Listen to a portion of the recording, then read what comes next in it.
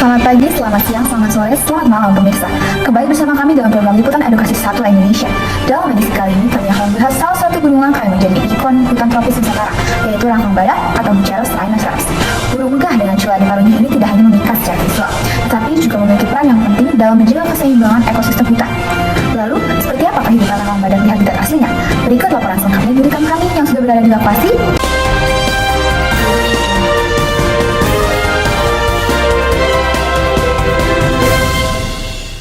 Baik, terima kasih. Perkenalkan, nama saya Nadia. Saya akan melaporkan di tempat. Di sini dapat kami temukan bulu hitam berkilau kebiruan dengan ujung putih yang mencolok di bagian sayapnya. Menurut Suhardiman tahun 2024, bulu rangkong badak sering ditemukan di dekat sarangnya dan dapat digunakan untuk melakukan analisis individu atau identifikasi DNA. Selain itu, ciri khas lain dari burung rangkong badak adalah suaranya. Menurut Prial tahun 2022, rangkong badak mengeluarkan suara berupa kongki, yang mana itu adalah dengusan bergema yang dapat terdengar dari kejauhan. Cuma di atas paruhnya yang disebut bulu kecil dapat memperkuat suara rangkong badak. Selain itu, yang menariknya, rangkong badak ini sering melakukan duet bersama pasangannya selama musim kawin.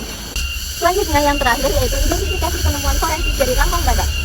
Menurut Darwis et al. Tahun 2025, identifikasi morfologi dari rangkong badak dapat ditentukan melalui tubuhnya yang besar, bulunya yang berwarna hitam yang kontras dengan bulu ekornya yang berwarna putih.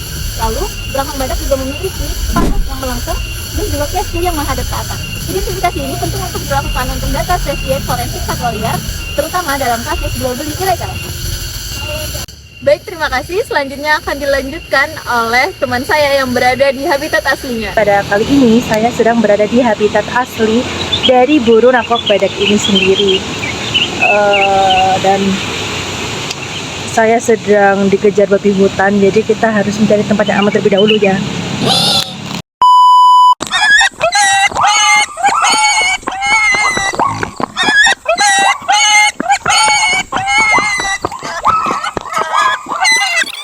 Baik, perkenalkan, nama saya Sahana Naila yang saat ini sedang berada di lokasi kejadian atau habitat asli dari burung rangkong badak ini sendiri.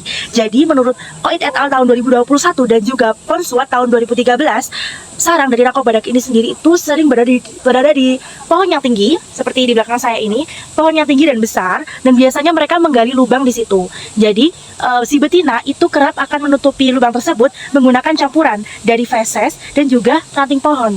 Selain itu juga kadang-kadang menggunakan lumpur, dan si betina itu akan menyisakan celah kecil untuk pejantannya memberikan makan dari lingkungan luar.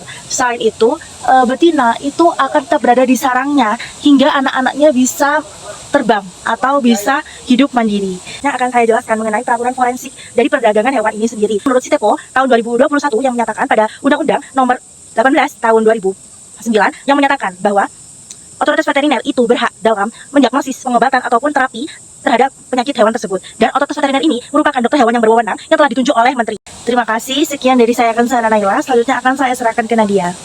Baik, terima kasih. Selanjutnya akan dilanjutkan oleh rekan saya yang berada di FKHUB.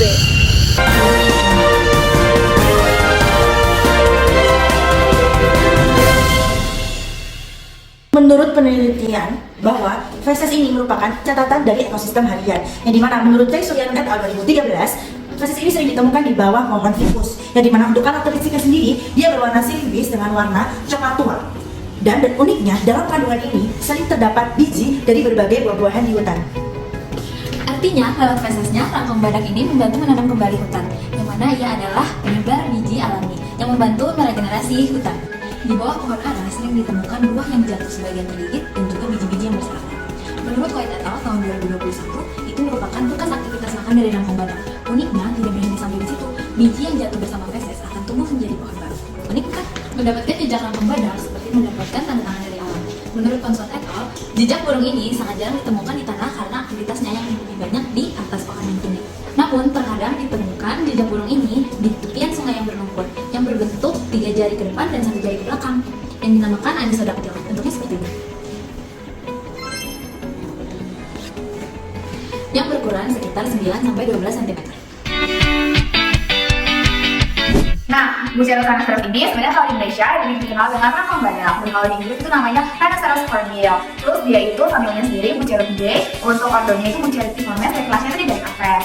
Untuk ciri khususnya sendiri itu dia punya paruh di bagian atas yang menyerupai itu kayak cambuk. Dan itu warnanya kuning orange mencolok. Terus buat status konservasinya dia itu vulnerable atau bisa dibilang juga tuh rentan. Itu bisa dilihat status dari IUCN sendiri.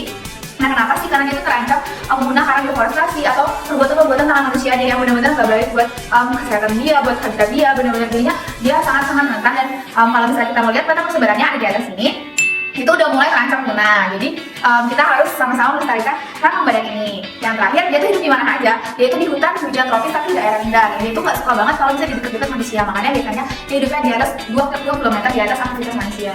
Bucerosaurus ini hidupnya di mana sih? Mereka tuh hidup di pohon-pohon yang tinggi banget. Nah, terus habis itu mereka bakal cari lubang-lubang yang alami buat hidup dan bertahan di dalam sana.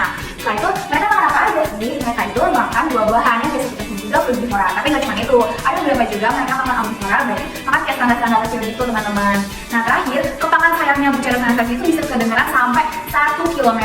Jauh banget sih bisa kedengeran saking mereka tuh spesial dan khusus gitu sayapnya. Dan terakhir, satu fun fact yang bener-bener kayak aku kagumi banget nih dari Bucerosaurus itu, mereka itu hewan yang monogami. Artinya apa? Monogami itu mereka cuma punya satu pasangan seumur hidupnya. Setia banget gak sih teman-teman? Ancaman atau predator biasanya terjadi pada telur atau anak burungnya. Biasanya yang memangsannya itu ada satwa seperti ular pohon atau tree climbing snakes, ada Atypix binturong, dan lain sebagainya. Nah, monyet loretnya juga dapat memangsa telur dan anak burungnya sesuai lokasi telurnya atau tempat tinggalnya. Nah, selain satwa yang lain, terjadi juga predator antara spesies hornbill tersebut, seperti helmeted hornbill yang memangsa anak dari Bucerosaurus ini. Kompetisi dapat terjadi karena adanya persaingan tempat bersarang di antara spesies hornbill Bucerosaurus dengan Bucerosaurus lainnya, misalnya seperti Bucerosaurus bicortis. Nah, di kawasan Thailand terdapat penelitian 26% tempat bersarang ditemukan ditinggali bersama dan terjadilah penggusiran antara hornbill Bucerosaurus dan Bucerosaurus bicortis sebelum membuat lubang buatan. Kalian penasaran nggak sih bagaimana cara ilmuwan itu melindungi satwa liar di hutan belantara? Jadi mereka itu mempunyai alat-alat canggih seperti detektif di hutan liar. Mari kita intip apa aja alat-alat tersebut.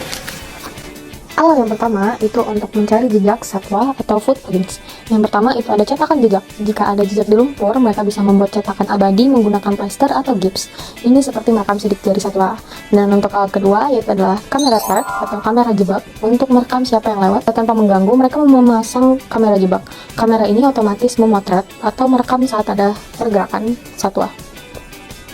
Untuk tanda penting lainnya, itu adalah feses, kedengarannya kotor, tapi ini seperti harta karun informasi. Mereka mengambil sampel feses steril menggunakan sarung tangan dan spatula. Oke, selanjutnya kita akan membahas alat teknologi untuk peta, perlindungan, dan masa depan. Nah, untuk semua data ini disatukan dengan teknologi canggih. Untuk pemetaan tersendiri, kita akan menggunakan GPS dan JIS atau Sistem Informasi Geografis untuk membantu memetakan habitat dan kepadatan populasi. Untuk identifikasi cepat, kita akan ada aplikasi yang bernama AI yang bisa mengidentifikasi satwa hanya dari suara atau gambar. Dan yang terakhir, itu ada teknologi untuk konservasi dan perlindungan.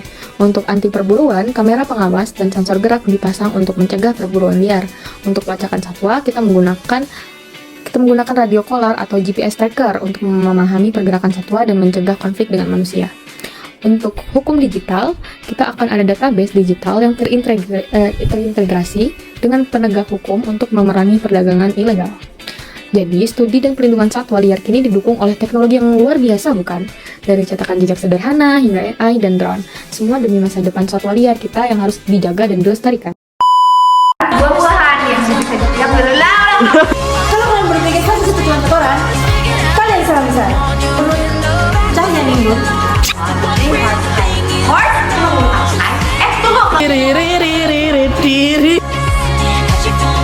Cepat, hati-hati, Pak!